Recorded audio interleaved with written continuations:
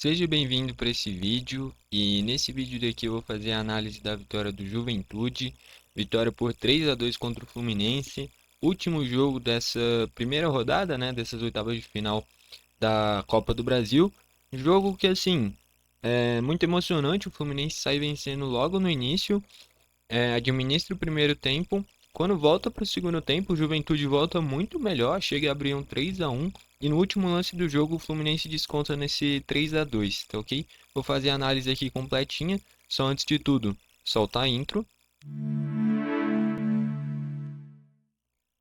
Bom, então vamos lá, fazer essa análise dessa vitória do Juventude. Eu acho que dá para dizer que é um jogo que as duas equipes saem satisfeitas e ao mesmo tempo não satisfeitas. O Juventude, por ter vencido o jogo, sendo que saiu perdendo logo com o primeiro lance do jogo, o gol do Lima, né? Sai satisfeito analisando por esse lado, porém insatisfeito por ter tomado um gol no último lance. A volta vai ser no Maracanã. Fluminense provavelmente vai lotar o Maracanã, torcida apoiando bastante. Uma vantagem de 2 gols para o Juventude ia ser fundamental. Esse gol do Thiago Santos para mim muda completamente o confronto e deixa o Fluminense numa situação muito mais tranquila não, mas muito mais reversível do que se precisasse vencer por 2 gols, né? E do outro lado é um Fluminense que, por ter aberto o placar muito cedo, poderia talvez esperar um resultado melhor, mas analisando o segundo tempo, de forma que chegou a estar perdendo por 3-1, tendo que vencer por 2 gols à volta, e arranjando esse gol no último lance, cara, perdendo só por um gol, é um cenário de perspectiva bom também. Então, tudo depende da perspectiva que você analisar do que se desenrolou no jogo. Outra coisa a se destacar é que o Fluminense foi com um time reserva, reserva para misto, muitos jogadores poupados. Então, é uma equipe que está focando muito no Brasileirão, né? Querendo ou não, não adianta nada você chegar longe na Copa do Brasil e ser rebaixado, né? Então, é um Fluminense que tem que encontrar um equilíbrio de conseguir render bem tanto na Copa do Brasil, Libertadores também, que é onde tem chance de título, e no Brasileiro focar para não ser rebaixado, né, cara? Enfim, queria destacar, antes de falar como é que foram os gols e trazer os destaques, que foi criada a área de membros da Eurocopa. Eu já estou avisando aqui no canal faz um tempinho. O link está aqui embaixo para quem quiser e tem um cupom de desconto. Cupom 21 Futebol Clube, tudo maiúsculo, tudo junto. Você ganha 21% de desconto. A área de membros está saindo por menos de R$ 20. Utilizando o cupom fica menos de R$ 15. E aí tem a análise de todos os jogos, todos os 51 jogos da Eurocopa, além dos destaques individuais de todas as 24 seleções, se eu não me engano. Então tá tudo bem detalhadinho, quem quiser dar uma olhada, o link está aqui embaixo. Primeiro vamos falar como é que foram os gols, né? Primeiro gol da partida foi marcado pelo Lima. Vem um cruzamento da direita, ele fica sozinho, faz 1-0, desatenção do Juventude. E uma coisa que vale se destacar nesse jogo é que praticamente todos os gols vieram de falhas que eram totalmente evitáveis. Esse gol do Lima, o Juventude não pode ter todo esse buraco defensivo com coisa de 2, 3 minutos de jogo. Aí vai para o segundo tempo, o gol do Lucas Barbosa. Aí é um erro do Fábio com a defesa do Fluminense. Ele poderia ter encaixado, acaba espalmando, bate no Thiago Santos, sobra para o Lucas Barbosa. Gol totalmente evitável, muito mais lambança, falha da defesa do Fluminense do que propriamente uma jogada bem trabalhada. Aí o gol do Rodrigo Santos na base da bola aérea, também é erro defensivo de posicionamento. E vale destacar que o Rodrigo Santos tem uma bola aérea espetacular, cara. Já fez gol contra o Inter, assim, para ajudar na eliminação do Inter na fase anterior. Já fez outros gols de cabeça também. É um cara que tem uma bola aérea ofensiva muito boa, o Rodrigo Sá. O gol do Diego Gonçalves eu acho que é o único gol na partida que não tem nenhum erro individual, cara. É um gol que é muito mérito do Diego. É um chute de fora da área, um chute, ela vai fazendo aquela curva ao invés de fechar, saindo, né? E aí fica muito difícil pro Fábio. Um golaço do Diego Gonçalves, o único gol de mérito individual. O resto, tudo falha de posicionamento, falha defensiva. E aí o gol do Thiago Santos no último lance do jogo, acho que dá pra dizer. É um cruzamento perfeito do Arias, muito difícil. Ninguém marca o Thiago Santos. E aí ele faz o gol debaixo do gol sozinho. Então o gol do Lima é um erro da defesa do Juventude. O gol do Lucas Barbosa é uma lambança do Fábio com o Thiago Santos. O gol do Rodrigo Sá é uma falha defensiva do Fluminense, ninguém marcando ele. O gol do Diego Gonçalves Aí sim é um mérito muito grande dele. E o gol do Thiago Santos é uma falha defensiva do Juventude também. Então, o único gol que sai de mérito unicamente exclusivo do jogador é do Diego Gonçalves, que foi um golaço. O resto, tudo gols totalmente evitáveis e que em confronto assim de mata-mata não deveriam acontecer, né? E o que vale destacar? O Fluminense vinha de acho que 3 jogos seguidos sem tomar gol. Em todos o Thiago Silva tinha sido titular. Nesse daqui ele foi poupado. Aqui, ó, não jogou. Jogou Thiago Santos e Antônio Carlos. O Fluminense tomou logo 3 gols. Então o Thiago Silva faz uma diferença muito grande. Vamos aqui para os destaques da partida, começando pelo mandante, o Juventude. Deu para ver a indignação do Gabriel Vasconcelos, que vem fazendo uma boa temporada pelo Juventude, depois de ter sido rebaixado ano passado com o Curitiba. A indignação dele com o gol do Thiago Santos. Ele percebeu e é nítido. O Juventude teria que administrar melhor o jogo para não tomar um gol desses que prejudica completamente a chance de passar de fase. Pode passar? Pode. Mas teria uma gordura a mais, podendo perder por 2 gols. Agora só pode perder por um para levar para pênaltis, né? Enfim.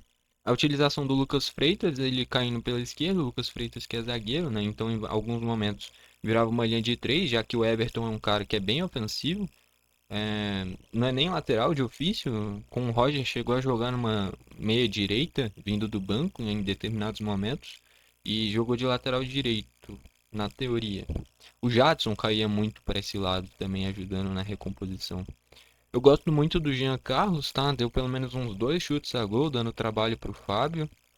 O gol do Lucas Barbosa sai de uma enfiada de bola dele, aí vem a atrapalhada do Fábio e sobra para o Lucas Barbosa. Usou o Rony Carrilho no ataque dessa vez, né, ao invés do Gilberto, e o Eric Farias também fez a ponta esquerda. Entrou o Oyama no meio de campo, o Thiago Conte fazendo essa lateral direita, ele que é volante de origem.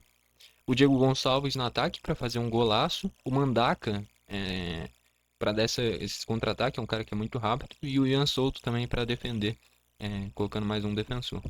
Do lado do Fluminense, o Fábio tem que se destacar a falha dele no gol do Lucas Barbosa. O gol do Diego Gonçalves não tinha o que fazer e o do Rodrigo Sá também foi um lance muito rápido, tá? E vale destacar, o Fluminense em coisa de menos de 10 minutos tomou 2 gols, tomou o gol da virada muito rápido. A falta que o Thiago Silva faz, lógico, tem que se destacar isso. Samuel Xavier foi poupado para a utilização do Guga e o Samuel vem voltando de lesão por agora também. Quem mais? Usou o Nonato, fazendo esse segundo volante, chegando mais à frente. O Martinelli teve alguns erros de passe, tanto é que teve um lance que o Mano Menezes até entra no campo no momento da raiva para reclamar do Martinelli, né? O Lima aproveitando bem para fazer o golzinho dele. O Serna, cara, vem sendo uma surpresa muito grande para mim. Eu não conhecia, veio do Sporting Cristal, é colombiano, deu uma pesquisada a mais. É muito bom jogador, cara. Eu já tinha gostado do jogo dele contra o Bragantino. Aquele jogo anterior do Bragantino, qual que tinha sido, cara? Não tô me lembrando direito, mas todos os jogos que eu vi recente do Fluminense eu gostei dele, cara. É um cara que é habilidoso, é um cara que é rápido, gera boas oportunidades. Eu tô gostando muito dele, cara. Eu acho que vai ser muito importante pro Fluminense o Serna. Teve a utilização do Marcelo na meia mesmo, né? Com o Diniz ele era utilizado na esquerda, em determinados momentos vinha pro meio, o Alexander fazia a função dele. Com o Mano Menezes não. É o Diogo faz a esquerda, o Marcelo é utilizado na meia. Quando não é o Marcelo, é o Ganso. Então, utilizando ele mais nessa função avançada, porque logicamente o Marcelo não tem mais a mesma vitalidade para acompanhar na lateral, né? Mas a qualidade sempre teve e continua tendo. O Cauã Elias dessa vez, vem sendo muito importante, né? No Fluminense não, pegou a vaga de titular, bancando o Cano. É, Eu acho que foi um cruzamento do Nonato pro gol do Lima, tá? Se eu não me engano foi o Nonato. E o Cauã Elias dessa vez ficou abaixo, foi discreto em relação às últimas partidas, que vem sendo muito importante. Entrou o John Kennedy, é importante para ter minutagem, não vive uma boa fase, tá? Não à toa passou de reserva imediato para o Cano, talvez até brigando por titular no ano passado, né? Sendo importantíssimo. Acho que o nome da Libertadores do Fluminense é o John Kennedy.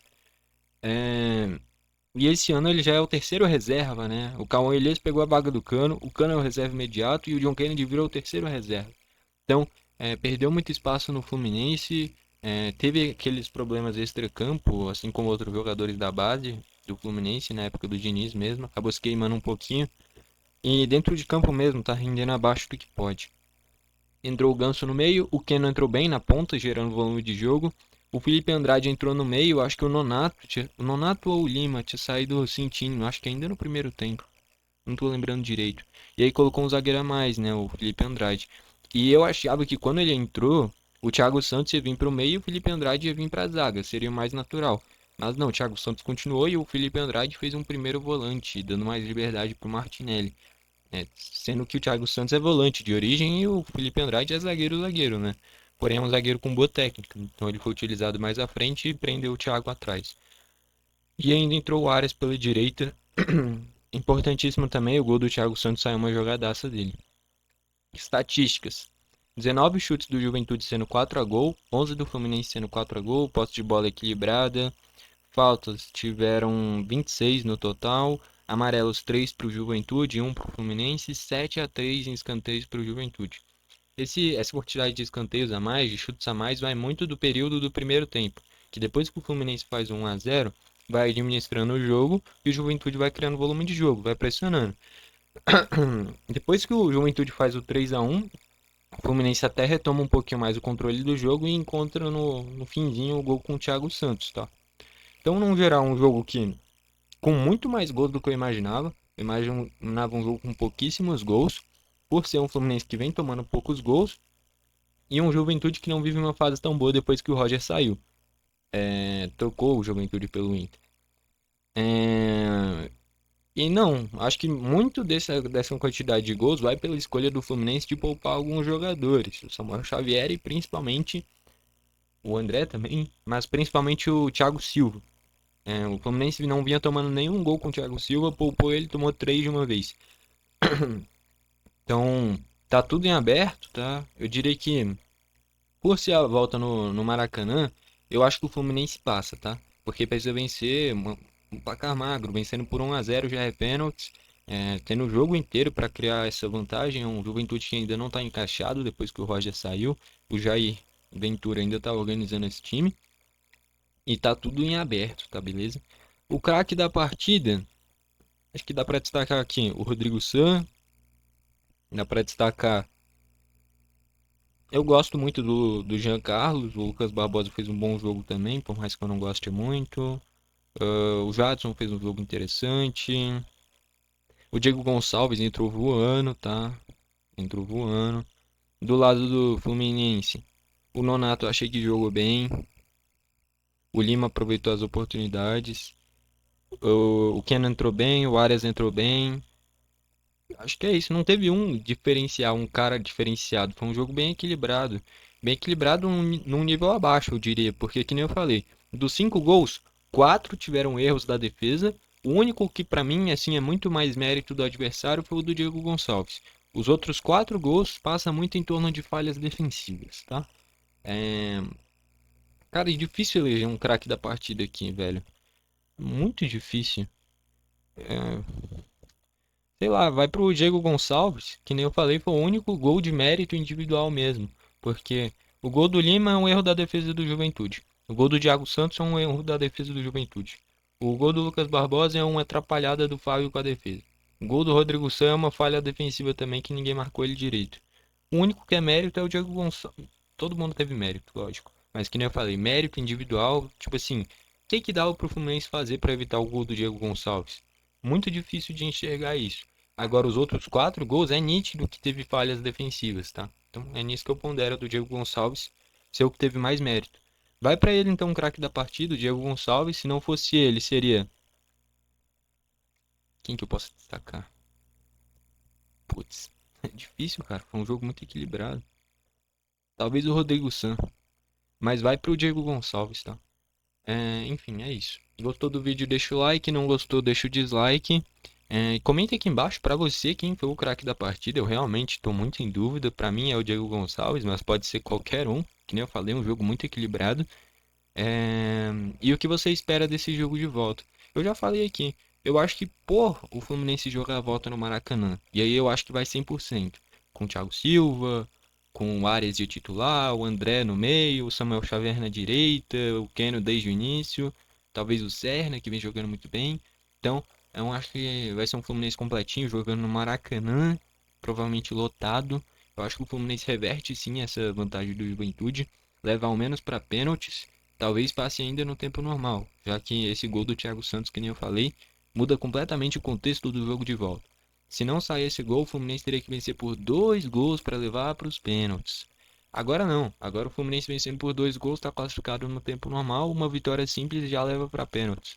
Eu acho que esse gol do Thiago Santos muda completamente o confronto e deixa, na minha visão, o Fluminense como favorito para passar de fase.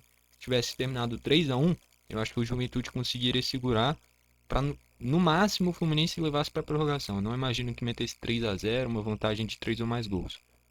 E esse gol do Thiago Santos, que nem eu falei, muda completamente o contexto para o jogo de volta, tá? Enfim, foi esse o vídeo. Valeu e falou.